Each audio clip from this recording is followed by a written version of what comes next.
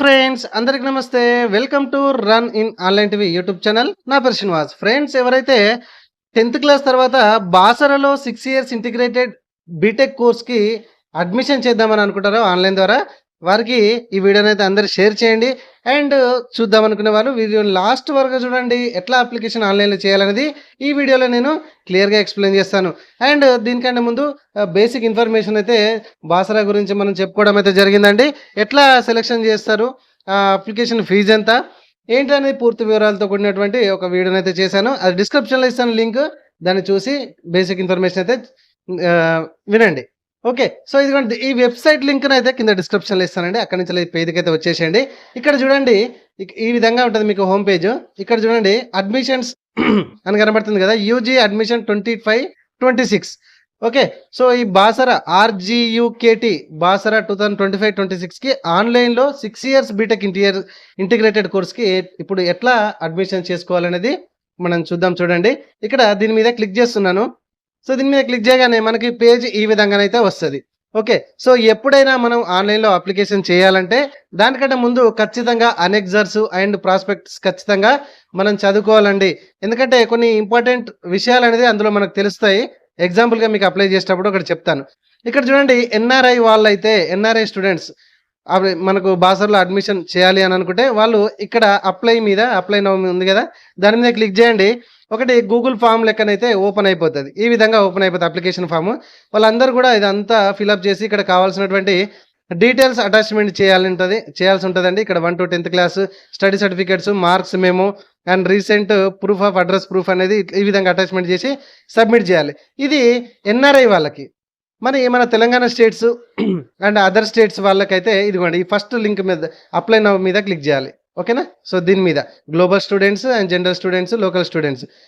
So ఇక్కడ apply now మీద నేను క్లిక్ చేశాను. ఈ విధంగా ఓపెన్ అయిపోతది. ఇక్కడ మనం ఫస్ట్ సబ్మిట్ అప్లికేషన్ ఆన్‌లైన్ మీద క్లిక్ చేయాలి. తర్వాత ప్రింట్‌ఔట్ తీసుకోవాలి. తర్వాత ఫీజ్ పేమెంట్ చేయాలి.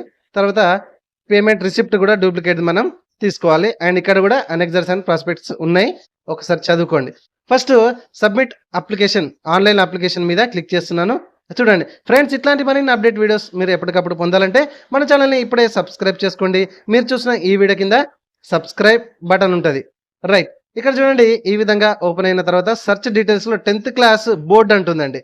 ఈ 10th క్లాస్ బోర్డు ఈ విధంగా క్లిక్ చేయగానే ఇక్కడ తెలంగాణ స్టేట్‌కి సంబంధించిన 10th క్లాస్ బోర్డా, ఏపీ 10th క్లాస్ బోర్డా, సీబీఎస్ఈ సిలబసా, ఎన్ఐఓఎస్ఆ, ఐసీఎస్ఈఆ, అదర్సా అనేది మీరు చూజ్ చేసుకోవాలి. సో మాక్సిమం మన తెలంగాణ స్టేట్‌కి సంబంధించి అండ్ ఆఫ్‌కోర్స్ ఏపీ వాళ్ళు ఈ 2 స్టేట్సే ఎక్కువ వస్తారు కాబట్టి మనం తెలంగాణ స్టేట్‌కి సంబంధించి చెప్పుకుంటున్నాం. ఇక్కడ 10th class hall ticket number అనేది ఇక్కడ మెన్షన్ చేయండి. ఇక్కడ మొబైల్ నెంబర్ ఎంటర్ చేయండి. గెట్ డీటెయిల్స్ అనండి. ఓకే. సో ఈ డీటెయిల్స్ నేను ఎంటర్ చేస్తున్నాను. చూడండి ఫ్రెండ్స్, వీడియోని మాత్రం లాస్ట్ వరకు చూడండి. స్కిప్ చేసే అవకాశం ఏమైనా ఉంటే ఇప్పుడే స్కిప్ చేసి వెళ్ళిపోవచ్చు. ఎందుకంటే ఇట్లాంటి వీడియోస్ మీరు లాస్ట్ వరకు చూసినప్పుడు మాత్రమే మీకు క్లియర్‌గా అన్నీ అర్థమైపోతాయి. ఓకేనా? సో ఈ విధంగా హాల్ టికెట్ నెంబర్ కొట్టగానే మీకు గెట్ డీటెయిల్స్ అనండి. గెట్ డీటెయిల్స్ అంటే ఈ విధంగా అప్లికేషన్ ఫామ్ అయితే మళ్ళీ ఒకసారి ఓపెన్ అయిపోతది. ఇక్కడ క్యాంపస్ సెలక్షన్ అని ఉంది కదండీ! ఈ క్యాంపస్ సెలక్షన్‌లో మనము ఏంటంటే క్లిక్ చేయండి. ప్రిఫరెన్స్ 1. ఇక్కడ బాసరాలో మనకు 1500 సీట్లు ఉంటాయండి. అండ్ మహబూబ్ నగర్‌లో 180 సీట్లు ఉంటాయి. సో ఫస్ట్ ప్రిఫరెన్స్ మీరు దేనికి ఇస్తారు అనేది మీకు దగ్గర ఏదైతే వస్తదో అది చూజ్ చేసుకోండి.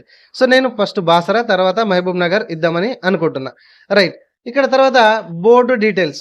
అంటే board details nothing but SSC details అనమాట. సో ఇక్కడ చూడండి, 10th క్లాస్ బోర్డు ఏదండి? ఇప్పుడు ఇందాక మనం సెలెక్ట్ చేసుకున్నాము. మళ్ళీ సెలెక్ట్ చేసుకోవాలి.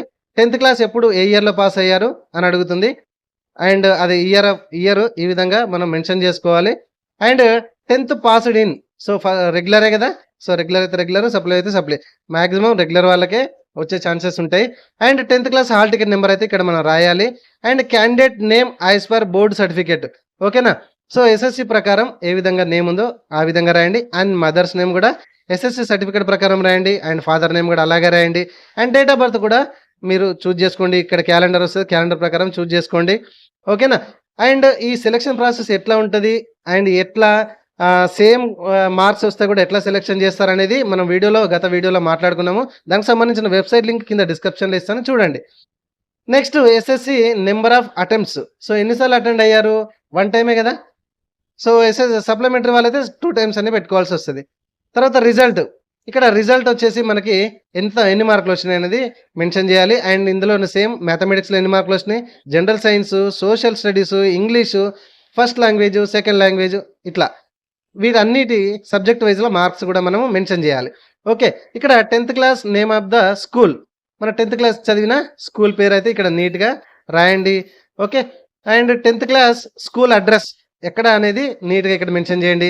తర్వాత 10థ్ క్లాస్ యొక్క స్టేట్ ఏంది రాయండి. తెలంగాణ అయితే తెలంగాణ, అదర్ స్టేట్ అయితే అదర్ స్టేట్ రాయండి. తర్వాత 10థ్ క్లాస్ యొక్క డిస్ట్రిక్ట్ ఏంది, ఏ డిస్ట్రిక్ట్‌లో చదివారు మీరు, డిస్ట్రిక్ట్ రాయండి. అండ్ ఇది మేనేజ్మెంట్ గవర్నమెంటా, ప్రైవేటా అని చూజ్ చేసుకోండి. ఇక్కడ గవర్నమెంట్‌లో చదువుకున్న పిల్లలకి ఒక సబ్జెక్ట్‌కి అడిషనల్‌గా 4 మార్క్స్ అయితే ఇవ్వడం అయితే జరుగుతుంది. గత వీడియోలో మనం మాట్లాడుకున్నాము. అదొకసారి వీడియో చూడండి. అండ్ ప్రైవేట్ వాళ్ళకి ఎట్లా అనేది కూడా మనం ఎక్స్‌ప్లెయిన్ చేయడం అయితే జరిగింది. ఇక్కడ గవర్నమెంట్‌లో చదివితే గవర్నమెంట్ అని, ప్రైవేట్‌లో చదివితే ప్రైవేట్ అని మీరు ఇక్కడ రాయండి.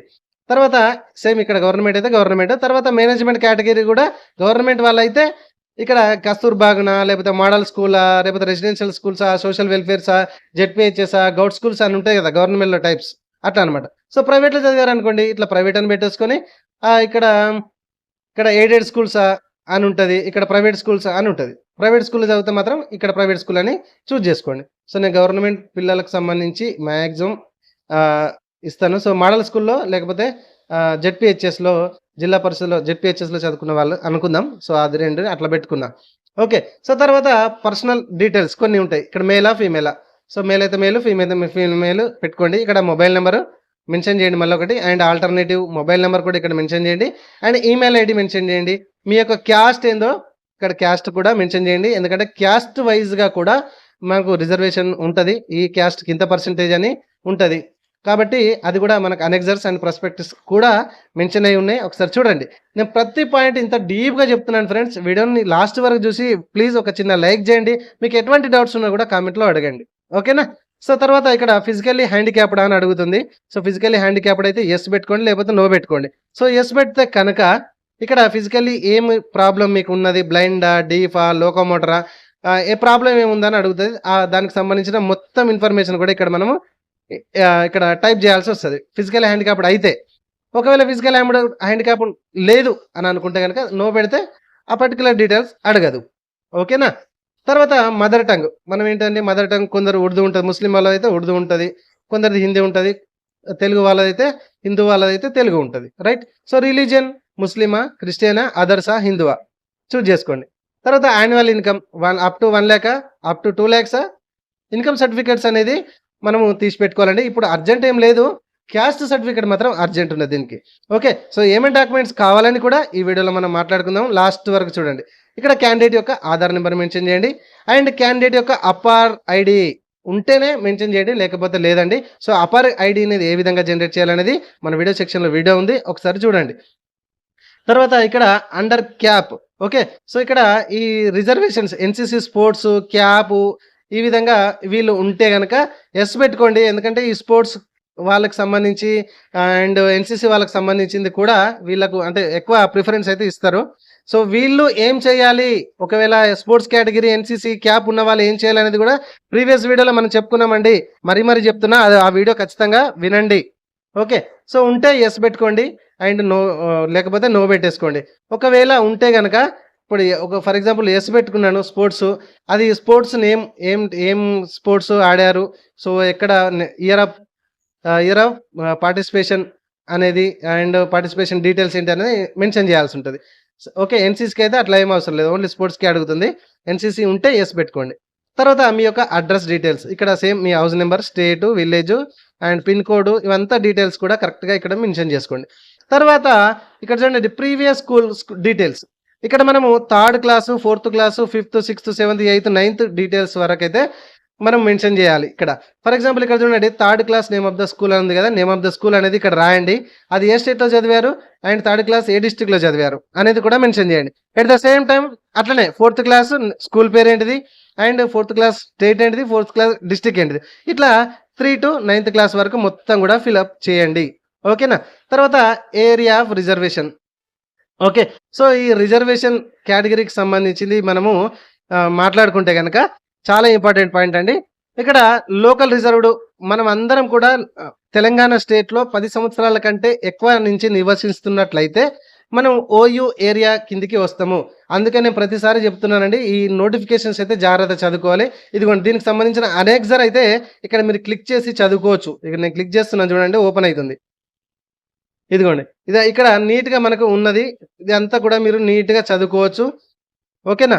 అందుకే ప్రతీది కూడా బేస్ లేనిది ఇల్లు మొదలుపెట్టొద్దంటారు గదా! అందుకే ఫస్ట్ నోటిఫికేషన్స్ చదువుకోవాలి. ఇందాక మనం చెప్పినట్టుగా అక్కడ ప్రాస్పెక్టస్ అండ్ అనెక్సర్స్ కూడా చాలా ఇంపార్టెంట్.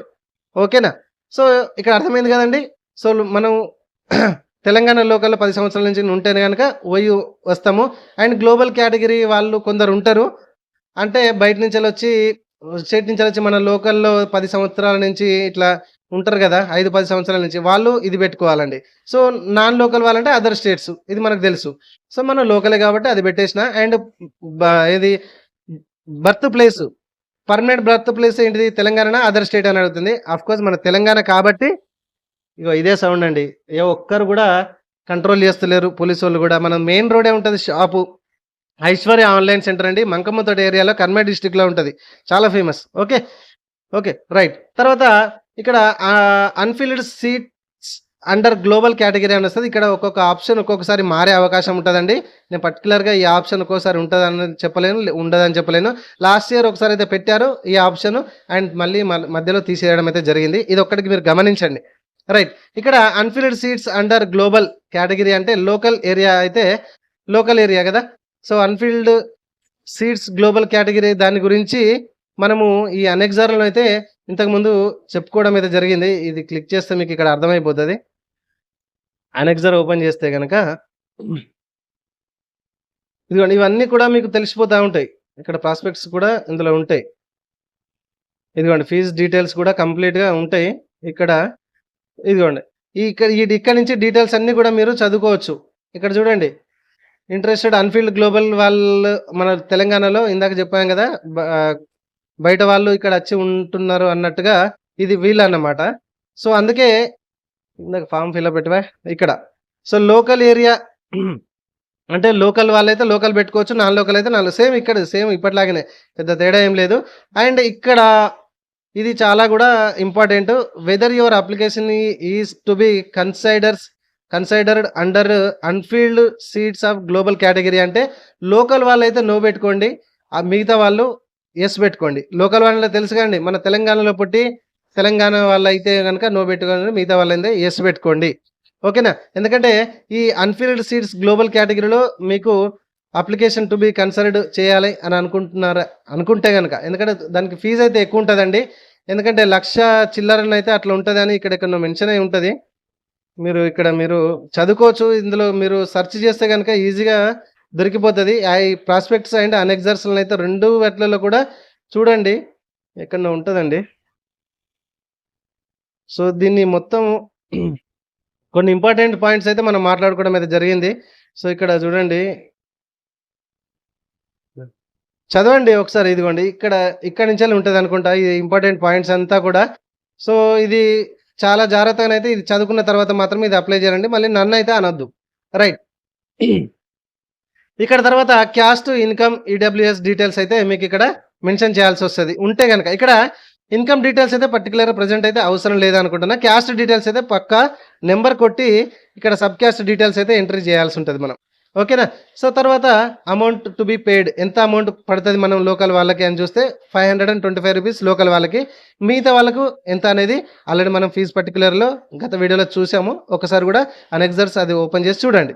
తర్వాత ఇక్కడ అప్‌లోడ్ సర్టిఫికేట్స్ మరి ఈ Basara RGUKT 6 years integrated BTech course చేయాలంటే ఎటువంటి డాక్యుమెంట్స్ మనం అప్‌లోడ్ చేయాలి అనేది ఇక్కడ మనం చూస్తున్నట్లయితే ఇక్కడ క్యాండిడేట్ ఫోటో అప్‌లోడ్ ఒకటి అయితే ఖచ్చితంగా మనము 4 ఎంబీ జేపీజీ అంటే 4 ఎంబీ లోపు ఉండి జేపీజీ అండ్ జేపీఈజీ, పీఎన్జీ ఫార్మాట్‌లో అప్‌లోడ్ చేయడానికి అవకాశం ఉంది. అండ్ ఎస్ఎస్‌సి మార్క్స్ మెమో కూడా పీడీఎఫ్‌లో 1 ఎంబీ లోపు ఉండేటట్టు చూసుకొని అప్‌లోడ్ చేయాలి. అండ్ థర్డ్ క్లాస్ నుంచి ఇందాక 9థ్ క్లాస్ వరకు ఒకవేళ 10థ్ క్లాస్ వరకు ఉంటే అది 1 ఎంబీ లోపు స్కాన్ చేసి అన్నీ ఒకటే విధంగా అప్‌లోడ్ చేయండి.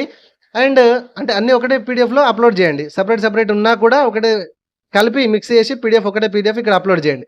తర్వాత ఇక్కడ క్యాస్ట్ కూడా స్టార్ మార్క్ ఉందండి. అప్లోడ్ చేయాలి ఖచ్చితంగా. ఇన్‌కమ్ అనేది అప్లోడ్ స్టార్ మార్క్ లేదు. ఉంటే పెట్టొచ్చు లేకపోతే లేదు. అండ్ ఎవరైతే స్పోర్ట్స్ కేటగిరీ పెట్టుకుంటారో వాళ్ళు సర్టిఫికేట్ స్కాన్ చేసి అప్లోడ్ చేయాలి.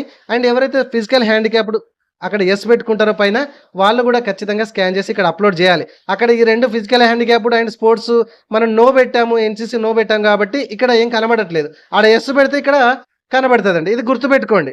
ఇదంతా మీరు ఫిలప్ చేసిన తర్వాత సేవ్ కొట్టండి. అండ్ ఓకే అంటే తర్వాత ప్రివ్యూ అంతా చెక్ చేసుకొని సబ్మిట్ మీద క్లిక్ చేయండి. ఓకే. సో, సబ్మిట్ మీద క్లిక్ చేసినాక మనకు మళ్ళీ ఈ స్టెప్‌కి రావాలి. రైట్. ఈ స్టెప్‌కొచ్చిన తర్వాత అప్లికేషన్ ఫీజ్ పేమెంట్ మీద క్లిక్ చేయాలి. సేమ్ మనకు పేమెంట్ మనం క్లిక్ చేస్తే గనక మనకు ఒక అప్లికేషన్ ఐడీ అయితే వస్తది. మనం గత వీడియోలో చెప్పుకున్నాం ప్రాసెస్ ఎట్లా ఉంటదనేది గూడా. ఒకసారి ఆ వీడియో వినండి దయచేసి. సో, అప్లికేషన్ ఐడీ వస్తది. ఎంట్రీ చేయగానే షో డీటెయిల్స్ అనగానే మన డీటెయిల్స్ అన్నీ గూడా పూర్తి డీటెయిల్స్ వస్తాయి. పేమెంట్ అయితే చేయాల్సి ఉంటది. ఈ పేమెంట్ సెక్షన్ అయితే ప్రెజెంట్ మీకు చూపించలేకపోతున్నా. ఓకేనా ఫ్రెండ్స్. ఇంతే, చాలా ఈజీ. ఓకేనా ఫ్రెండ్స్. సో, చాలా అంటే చాలా ఈజీ.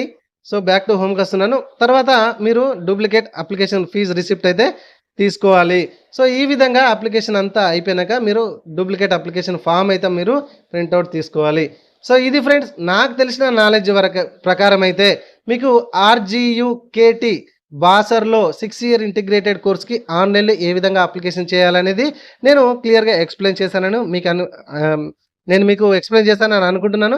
మీకేమైనా డౌట్స్, సందేహాలుంటే కూడా కామెంట్‌లో అడగండి. ఇమ్మీడియేట్‌గా మీకు రిప్లై ఇవ్వడానికి ప్రయత్నిస్తాను. ప్లీజ్ దీనికంటే ముందు వీడియో చూడండి. సెలక్షన్ ప్రాసెస్ ఎట్లా ఉంటది? అందరికి సేమ్ స్కోర్ వస్తే ఎట్లా ఉంటది? స్పోర్ట్స్, ఎన్‌సీసీ పిల్లలైతే ఎట్లా ఉంటది? అండ్ నాన్ స్టేట్స్ వాళ్ళకైతే ఎంత ఫీజుంది? ఎన్ఆర్ఐ వాళ్ళకి ఎంత ఫీజుంది? ఏంటి అనేది కూడా పూర్తిగా ఎక్స్‌ప్లెయిన్ చేయడం అయితే జరిగింది. Thank you friends. Thank you very much.